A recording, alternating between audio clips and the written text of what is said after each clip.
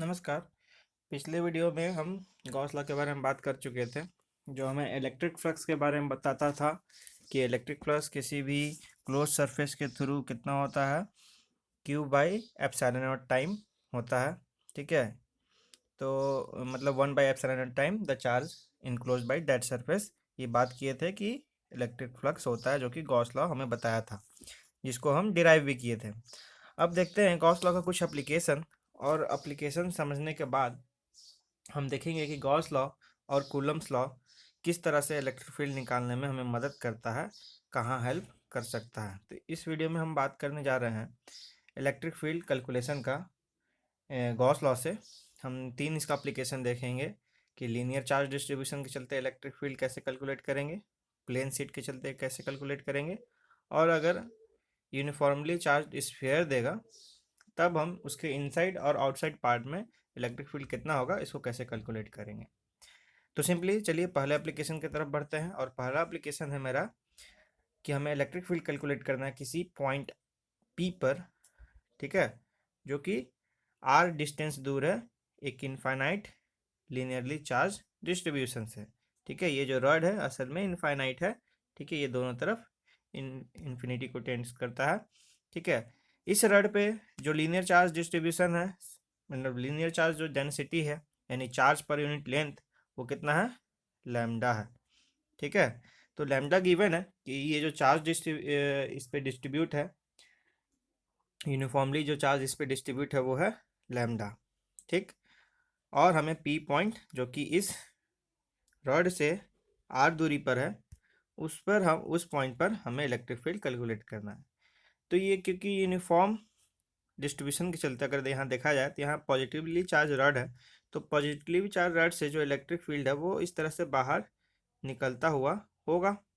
ठीक है, चारों तरफ इस तरह से इलेक्ट्रिक फील्ड लाइन बाहर निकल रहा होगा। ठीक है, इलेक्ट्रिक फील्ड लाइन इस तरह से बाहर निकल रहा होगा। ठीक है, क्योंकि पॉजिटिवली चार्ज है और हर जगह ऐसे ही है पॉजिटिव चार्ज, तो हर जगह क्या होगा, उसके सामने इलेक्ट्रिक फील्ड बाहर ऐसे निकल रहा होगा। ठीक है, इलेक्ट्रिक फील्ड लाइन इस तरह से आउटवर्ड होगा। ठीक, तो अब हमें गॉस लॉ लगाने के लिए, पहले गॉस लॉ लगाने के लिए आपको क्या करना होगा, आपको इलेक्ट्रिक फ्लक्स कैलकुलेट करना होगा। ठीक है, और फिर पता करना होगा कि चार्ज इनक्लोज कितना है। तो पहला हम गॉस लॉ के लिए सबसे पहला जो काम करते हैं, वो किसी भी डिस्ट्रीब्यूशन सिस्टम में एक गॉसियन सरफेस बनाते हैं। ठीक है, जिससे पहले तो वो चार्ज सिस्टम इनक्लोज्ड हो, और तब उस इनक्लोज चार्ज सिस्टम में जितने भी चार्ज इनक्लोज्ड होंगे उसके चलते हम इलेक्ट्रिक फील्ड दे सकते हैं। तो सबसे पहले यहाँ काम करते हैं कि हम एक सिलेंडर लेते हैं। ठीक है, ये इमेजिनरी सिलेंडर लिए है जो एक गॉसियन सरफेस है। ठीक है, जो एक गॉसियन सरफेस है, और ये सिलेंडर का रेडियस सेम जो पॉइंट पी का दूरी है आर, उतना रेडियस का ये सिलेंडर है, और ये एक एल लेंथ का रॉड को कवर कर रहा है। इसलिए जो ये इनफाइनाइट रॉड है उसका एल लेंथ तक का पार्ट को कवर कर रहा है। ठीक है, तो हमने एक इमेजिनरी गॉसियन सरफेस ले लिया। फर्स्ट स्टेप यही होगा कि आपको एक गॉसियन सरफेस कंसीडर करना होगा। दूसरा स्टेप हम चार्ज इनक्लोज बात करेंगे कि इस सरफेस से चार्ज इनक्लोज कितना है। तो इस सरफेस का से चार्ज इनक्लोज कितना होगा, हमें ये जो रॉड पे एल लेंथ है उसका चार्ज पता करना होगा। ठीक है, तो चार्ज कितना हो जाएगा, अगर इस पे लीनियर चार्ज डेंसिटी लैम्डा है, तो चार्ज इनक्लोज हो जाएगा लैम्डा इंटू लेंथ एल, है ना। आपको याद होगा कि लीनियर चार्ज डेंसिटी का फॉर्मूला था क्यू बाई एल, तो यहाँ से क्यू कितना हो जाएगा, लैम्डा इंटू एल। ठीक है, तो चार्ज इनक्लोज हमें पता चल गया वो कितना है, लैम्डा इंटू एल। ठीक है, अब दूसरा बात फ्लक्स। तो अब यहाँ पर तीन सरफेस है ना। पहला एक इनवर्ड सर्किल है, सॉरी एक डाउनवर्ड नीचे सर्किल है सिलेंडर का, फिर एक अपर पार्ट में है, और ये एक कर्व सरफेस है। ये कर्व सरफेस है, इस तरह से कर्व सरफेस है। ठीक है, तो इसमें तीन सरफेस है। अब तीनों पे फ्लक्स किधर से जा रहा होगा, इस पे अगर सोचा जाए तो ये जो डाउनवर्ड है या अपवर्ड सरफेस जो है, ये डाउनवर्ड या अपवर्ड सरफेस जो है, वो जो है इलेक्ट्रिक फील्ड से, हमको पता है इलेक्ट्रिक फील्ड इस तरह से आउटवर्ड डायरेक्टेड होगा, उससे कितना एंगल बना रहा है, 90 डिग्री। तो हमको पता है फ्लक्स कितना होता है, ई ए कॉस थीटा, ठीक है, कॉस थीटा, ठीक। तो यहाँ थीटा अगर देखा जाए इस सरफेस का और इस सरफेस का तो 90 है, तो कॉस 90 जीरो हो जाएगा, ठीक है। इसका मतलब इस सरफेस, ये दोनों सरफेस से इलेक्ट्रिक फ्लक्स कितना हो जाएगा, जीरो। तो सिर्फ कर्व सरफेस से जो कर्व सरफेस है उसी से इलेक्ट्रिक फील्ड लाइन क्रॉस कर रहा होगा, क्योंकि वो कितना एंगल बना रहा है, 0 डिग्री। तो उसका फ्लक्स कितना हो जाएगा, ई ए, ठीक है, ई ए। और अगर इस कर्व सरफेस एरिया का, टोटल एरिया का अगर बात किया जाए तो कितना हो जाएगा, कर्व सरफेस कितना हो जाएगा सिलेंडर का, टोटल कितना हो जाएगा, 2 पाई आर एल, 2 पाई आर एल, ठीक। तो पहला स्टेप था गॉसियन सरफेस कंसीडर करना, फिर चार्ज इनक्लोज निकालना, और फिर देखना कि किस सरफेस से फ्लक्स होगा, ठीक है। अब इन सारे पार्ट को निकालने के बाद हम सिंपली फॉर्मूला में रख देंगे इस तरह से। तो हमने पहले क्या कैलकुलेट किया, हमने पहले इलेक्ट्रिक फ्लक्स निकाला जो आ गया ई इंटू 2 पाई आर एल, ठीक है, 2 पाई आर एल। और चार्ज इनक्लोज कितना आया था, लैम्डा एल, ठीक है, चार्ज इनक्लोज कितना आया था, लैम्डा एल। तो हमने गॉस लॉ के फॉर्मूले में इसको रख दिया, ठीक है। गॉस लॉ का फॉर्मूला होता है flux equal to charge enclose by epsilon naught, उसमें रख दिया तो चार्ज इनक्लोज हो गया लैम्डा एल, ठीक है, फ्लक्स मेरा ई इंटू 2 पाई आर एल, ठीक है, इस सारा वैल्यू रख दिया और मेरा कितना आ गया electric field, E lambda by 2 pi epsilon naught R. तो हम आर दूरी पर इलेक्ट्रिक फील्ड गॉस लॉ से कैलकुलेट कर लिए, ठीक है।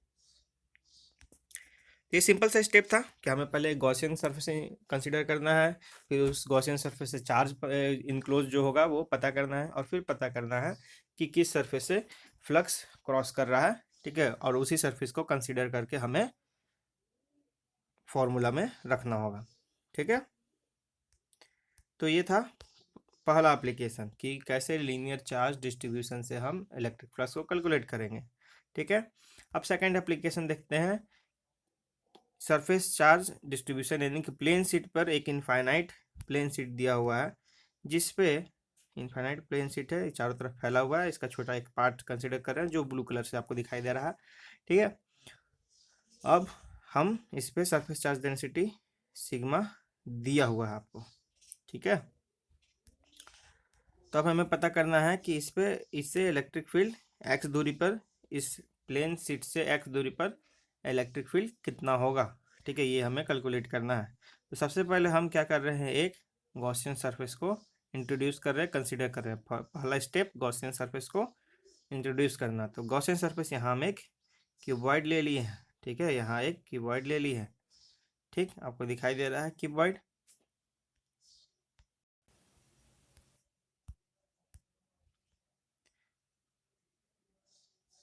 तो यहाँ हम एक क्यूबॉइड ले लिए हैं, ठीक है, गॉसियन सरफेस कंसीडर कर लिया। अब चार्ज इनक्लोज का बात करते हैं।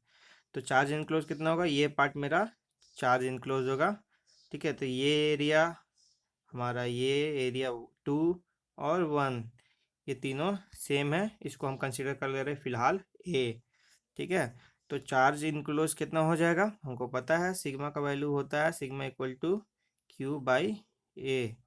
तो मेरा चार्ज कितना हो जाएगा, सिग्मा इंटू ए, ठीक है। तो चार्ज इनक्लोज मेरा होगा सेकंड स्टेप, चार्ज पता करना कि कितना चार्ज उस सरफेस के अंदर है, तो कितना चार्ज है, सिग्मा इंटू ए चार्ज है, ठीक। अब तीसरा स्टेप कि हम पहले पता करेंगे किस किस सरफेस से, इस गॉसियन सरफेस को जो हम कंसिडर किए हैं उसमें किस किस सरफेस से इलेक्ट्रिक फ्लक्स क्रॉस करेगा, मतलब कि इलेक्ट्रिक फील्ड लाइन क्रॉस करेगा, और उसी सरफेस को कंसिडर करेंगे। तो आप देख रहे हैं कि बाकी सरफेस 1 और 2 के अलावा बाकी जो ये पार्ट या नीचे वाला सरफेस या इस तरह से लेफ्ट राइट वाला जो 4 सरफेस है वो 90 डिग्री बना रहा है ना, इलेक्ट्रिक फील्ड लाइन से 90 डिग्री बना रहा है। तो हम देखेंगे जिन सरफेस से 90 डिग्री का एंगल बन रहा है उससे इलेक्ट्रिक फ्लक्स तो जीरो हो जाएगा, और एरिया 1 और 2 से 0 डिग्री का एंगल बन रहा है, तो इसी से इलेक्ट्रिक फ्लक्स को कैलकुलेट करेंगे। एरिया 2 से कितना हो जाएगा इलेक्ट्रिक फ्लक्स ई इंटू ए, है ना। और वैसे ही एरिया 1 से इलेक्ट्रिक फ्लक्स कितना हो जाएगा ई इंटू ए। तो मेरा total electric flux, sorry total electric flux कितना हो जाएगा 2 EA। ठीक है, तो हमने क्या किया है, गॉसियन सरफेस कंसीडर किया, चार्ज इनक्लोज निकाल लिया सिग्मा इंटू ए, और इलेक्ट्रिक फ्लक्स कंसीडर पता चल गया कि किस किस पास से कंसीडर करना है, और वो आ गया मेरा 2 EA। ठीक है, अब हम सीधे फार्मूला में इसको रख देंगे। ठीक है, हम ई डॉट डी एस के जगह, इलेक्ट्रिक फ्लक्स की जगह क्या रखेंगे 2 EA। ठीक है, 2 EA रखेंगे, और चार्ज इनक्लोज की जगह क्या रखेंगे सिग्मा ए। ठीक है, तो हमने यहाँ पर रख दिया फ्लक्स की जगह E dot delta x, flux की जगह रख दिया 2 EA, चार्ज इनक्लोज की जगह सिग्मा इंटू ए, और मेरा इलेक्ट्रिक फील्ड कैलकुलेट आ गया sigma by 2 pi epsilon not. ठीक है, तो ये हो गया प्लेन शीट के चलते एक्स दूरी पर इलेक्ट्रिक फ्लक्स। ठीक, अब बात करते हैं तीसरा चार्ज कॉन्फ़िगरेशन, जो कि था यूनिफॉर्मली चार्ज स्फेयर। ठीक है, तो इसमें हम दो जगह का इलेक्ट्रिक फ्लक्स कैलकुलेट करेंगे। पहले तो जो कि यूनिफॉर्मली चार्ज स्फेयर है उसके आउटवर्ड पॉइंट पर और उसके इनवर्ड पॉइंट पर। तो पहला आउटवर्ड इलेक्ट्रिक फील्ड कैलकुलेट करना जा रहे हैं हम लोग। ठीक है, तो ये हमारा गिवन सरफेस है। ठीक है, जिस पे सरफेस चार्ज डेंसिटी कितना दिया हुआ है सिग्मा। ठीक है, सरफेस चार्ज डेंसिटी कितना दिया गया है सिग्मा, इस पे सरफेस चार्ज डेंसिटी है। ठीक, और हमें आर पॉइंट यानी पॉइंट पी पर, जो कि आर दूरी पर है, स्मॉल आर दूरी पर है, उस पर हमें इलेक्ट्रिक फ्लक्स को सॉरी इलेक्ट्रिक फील्ड को कैलकुलेट करना है। तो इससे आर दूरी पर हर जगह इलेक्ट्रिक फील्ड जो होगा वो सेम होगा। तो हम आर दूरी का मतलब आर लेंथ का, स्मॉल आर लेंथ का एक गॉसियन सरफेस यहाँ ड्रॉ कर लिए। ठीक है, तो पहला स्टेप हो गया, गॉसियन सरफेस ड्रॉ हो गया। अब कंसिडर करेंगे कि चार्ज इनक्लोज कितना है। तो यहाँ पर सरफेस चार्ज देने से सिग्मा दिया हुआ है, तो चार्ज इनक्लोज कितना हो जाएगा सिग्मा इंटू ए। ए यानी कि एरिया, किसका एरिया सरफेस, ये स्फेयर का एरिया। स्फेयर का अगर रेडियस कैपिटल आर है तो उसका एरिया कितना हो जाएगा 4 पाई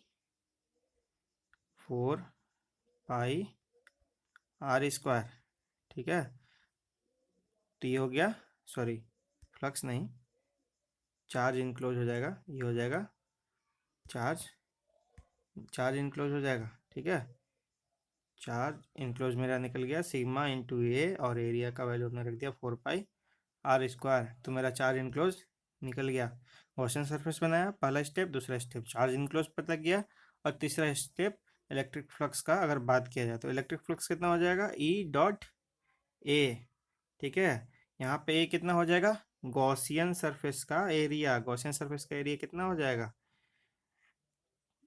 4 पाई स्मॉल आर स्क्वायर। ठीक है, तो ये हमने स्टेप कर लिया सारा। अब सिंपली हम इसको फॉर्मूला में रख देंगे। ठीक है, हम इलेक्ट्रिक फ्लक्स कितना रखें, ठीक है, हम इलेक्ट्रिक फ्लक्स कितना रखें, ये हमारा निकल गया चार्ज इनक्लोज।